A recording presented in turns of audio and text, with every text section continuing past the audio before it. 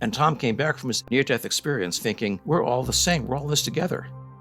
And that's something I hear again and again from near-death experiencers, that they realize we're all part of the same thing. You can't live alone. We're not islands.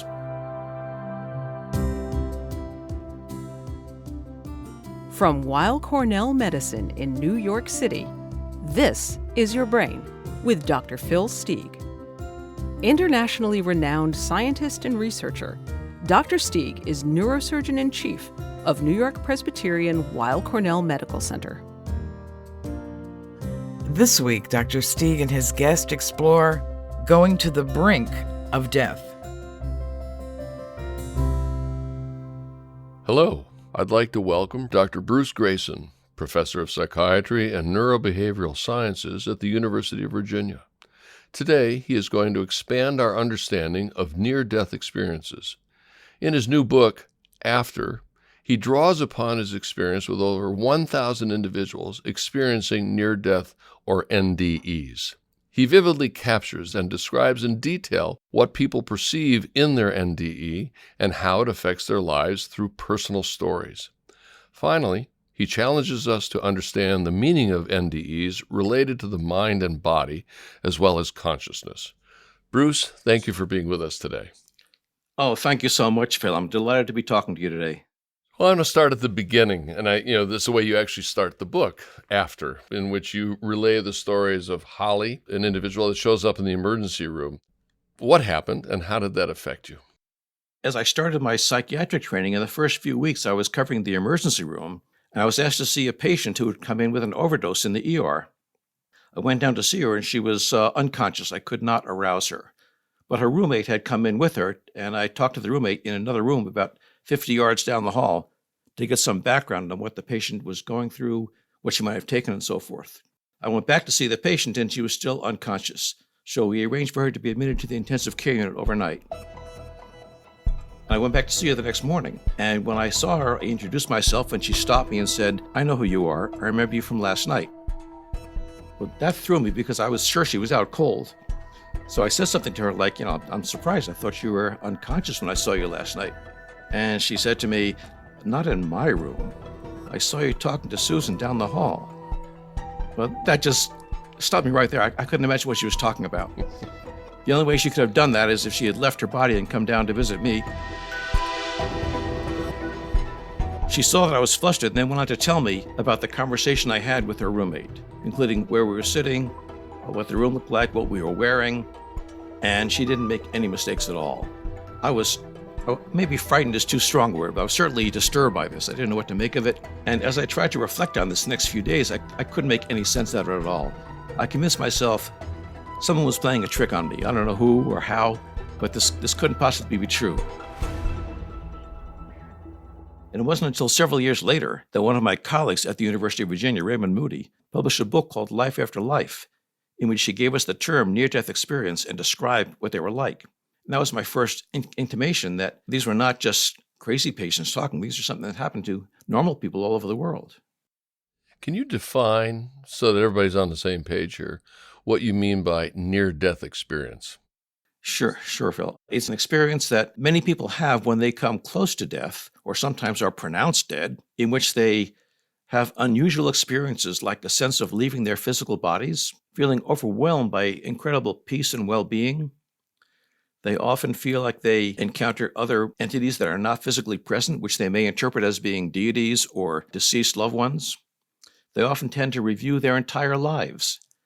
And at some point, they come to a point of no return beyond which they can't keep going and come back.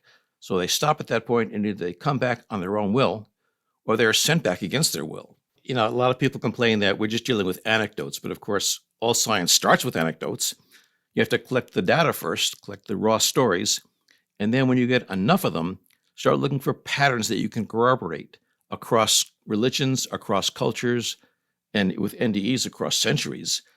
And then when you find the consistent patterns, you can develop hypotheses that can be tested. For example, are they due to expectation? Are they due to lack of oxygen to the brain, and so forth? So we collect these cases and then try to find the data to support or disprove all these hypotheses. I agree. I mean, this is a very difficult thing to prove, but in that regard, how do you differentiate this from a hallucination? How do you know it's different? That's a great question.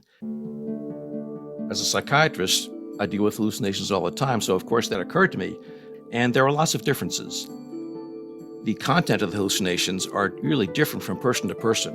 You don't see any consistency, and yet near-death experiencers, they tell the same stories across the globe. And going back to centuries, we have accounts from ancient Greece and Rome that sound just like the NDEs we hear today.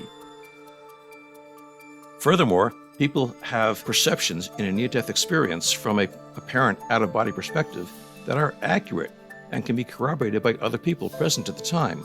And you don't have that in hallucinations. What's most important to me as a psychiatrist is the after effects on people. Hallucinations usually make people more introverted, more terrified of interacting, more fearful, and less inclined to explore what this is all about. Whereas near-death experiences make people more outgoing, more caring about other people, and a greater desire to explore this phenomenon. As I was beginning in the book, I started questioning the reality of it, for the reason being that it seemed like a number of the individuals that you encountered early on were either suicidal or drug-related problems. For me, they were just experiencing the after effects of the drug, or there's a reason why they were suicidal, and they can have some ideation and confabulation and whatever. Right. I understand that, Phil. That's where I started out, too. Yeah. Now, I went into this thinking, this is a really strange phenomenon. We can't explain it. Now, a lot of my colleagues said, just forget it. It's a ridiculous idea. It's just a weird thing. That, as a scientist, I felt it's my obligation to try to understand it. So I plunged into it, trying to study this, but fully expecting that I would find a simple, plausible, materialistic explanation. This has got to be brain-based. Everything we do is. So, of course, what's the mechanism for this? And over the years, over the decades, I've sort of given up the hope that we're going to find a simple explanation for this. So let's get into the meat of it. What are the characteristics, the specific characteristics? What are the patients come back and tell you they've experienced with a near-death experience? Well, the first thing is changes in the way they think. Their thoughts become faster and clearer and more logical than ever before. And this is in the context of a brain that's impaired and sometimes, frankly, stopped. They often have a sense of time stopping or ceasing to exist. They often have a sense of understanding everything, and they have a sense of reliving their entire lives, often in a matter of seconds. And one of the most amazing things about this life review is that about a third of the people who have this describe events not just from their perspective, but from the viewpoint of other people involved in the experience. Let me give you an example of this. Tom was in his 30s when he had his near-death experience, when a truck he was working underneath fell and crushed his chest. A number of very elaborate things happened in his NDE, but one of them was a life review. And he described for me as a teenager driving down the street in his truck, and a drunk man walked in front of his truck and almost hit him. He jammed on his brakes, rolled down his window, and started yelling at the man. And the man, being intoxicated, reached his hand in the window and slapped Tom across the face. And that was just too much for this hot-headed teenager. So he got out of the truck and started beating the man mercilessly, and left him a bloody mess on the median strip, got back in his truck, and then drove away. Well, when he had his life review, he relived this through his own perspective, feeling the adrenaline rush and the rage, but also through the eyes of the drunk man, feeling the pain of the 32 blows on his face, feeling his nose getting bloody, feeling his teeth going through his lower lip, feeling the humiliation of being beaten up by a teenager. And Tom came back from his NDE thinking, we're all the same, we're all in this together. What I'm doing to him, I'm doing to myself. And that's something I hear again and again from near-death experiencers, that they realize we're all part of the same thing. You can't live alone. We're not islands.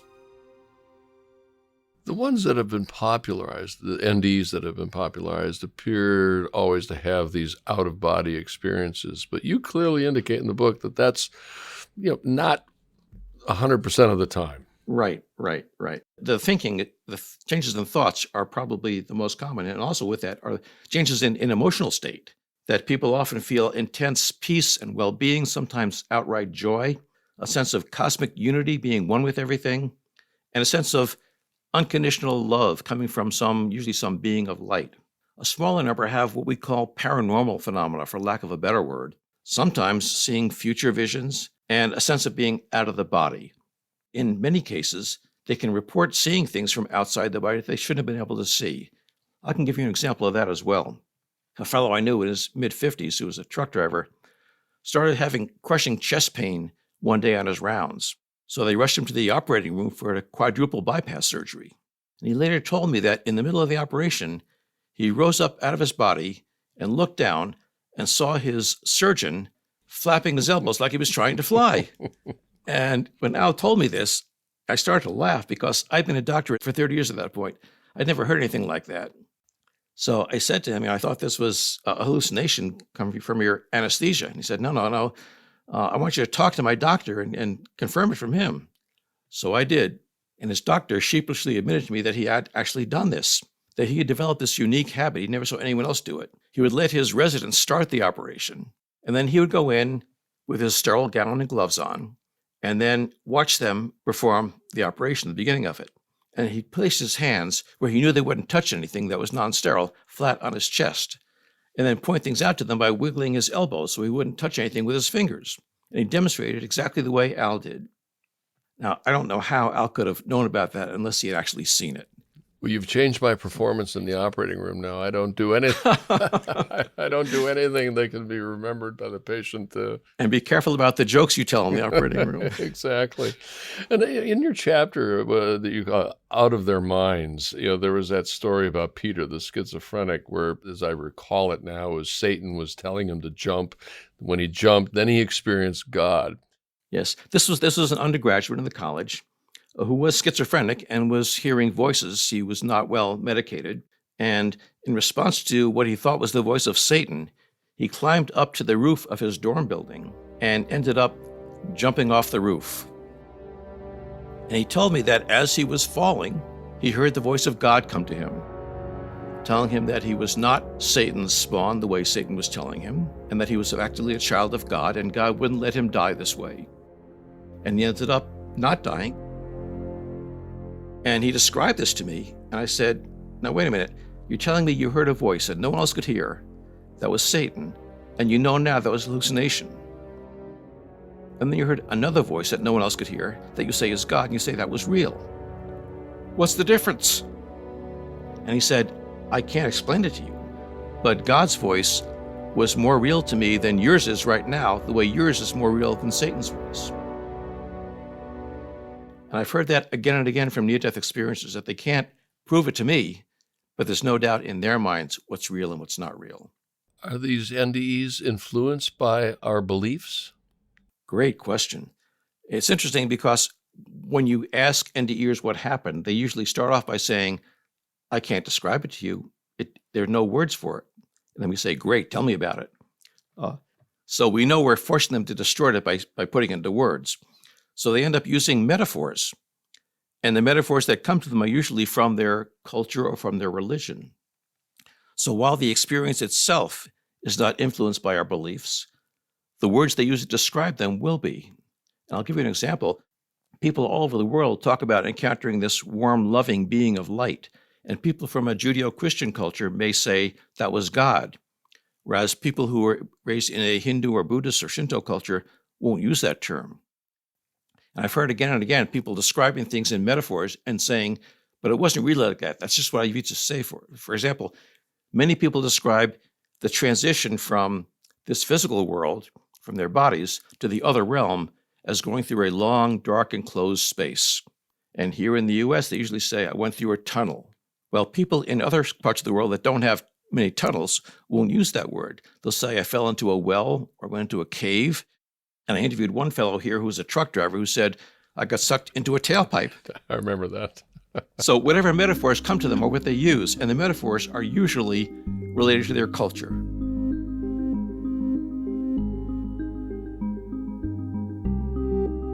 There are stories that date back to ancient times of people at the brink of death. But what happens in the brain when we actually cross over that line? We take you to an intensive care unit where an 87-year-old man with a recent brain injury is experiencing epileptic seizures. A team of physicians is attempting to detect and treat his seizures by recording his brain waves using continuous EEG. Several minutes into the recording, the patient suddenly suffers a massive heart attack. The patient has left strict instructions that he was not to be resuscitated, and so, with the consent of his family, he is allowed to die. As it happened, the EEG machine had been left running through the entire event.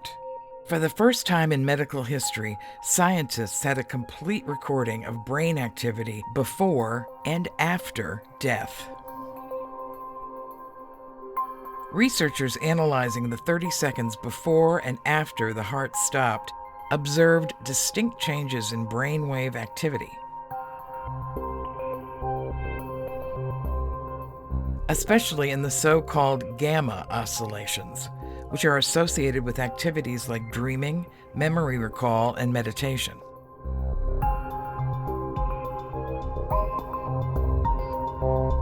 To lead researcher Dr. Ajmal Zemar from the University of Louisville, this finding suggested that the brain may be recalling important life events just before we die, similar to the ones reported in near-death experiences. Dr. Zemar stressed that these findings are based on just a single case, a severely injured man suffering from profound seizures, and may not represent what happens in a healthy brain. But if the findings hold up, they would challenge the previously held theory that brain activity ceases within 10 seconds or so of cardiac arrest. The team hopes to analyze more rare cases like this, if they can find them. After all, it's a research study for which so few people are lining up to volunteer. So, do you think that consciousness persists after death? I think so. I can't say that I have conclusive evidence for that. I don't. But from all the things that I've heard from near-death experiencers, I think that is the explanation that's most consistent with the data. I was about to say the most logical explanation, but I can't say that because I don't know the logic behind this. But I've heard so many accounts of people encountering deceased loved ones in a near-death experience. Now, of course, that can often be dismissed as wishful thinking and expectation. But we also have people who see in their NDE people who are dead but were not known to be dead, which kind of takes expectation off the table. I can give you a great example of that. There's a fellow I knew who was around 25 at the time who was hospitalized with severe pneumonia. And his primary nurse, who worked with him every day, told him one day she's going to take a long weekend off. She was about his age. They had been flirting a little bit. And while she was gone, he had another respiratory arrest, had to be resuscitated, and had a near-death experience during that time. And he found himself in a beautiful pastoral scene, and there to his surprise, this nurse, Anita, comes walking towards him. So he says, "Anita, what are you doing here?" And she said, "You can't stay here with me. You need to go back, and I want you to look up my parents and tell them that I love them, and I'm very sorry I wrecked the red MGB." And then she turned and walked away. It turned out that this nurse of his had taken the weekend off to celebrate her 21st birthday, and her parents surprised her with a gift of a red MGB. She got excited, jumped in the car, and took off for a drive, lost control, hit a telephone pole, and died instantly, not too long before his near-death experience.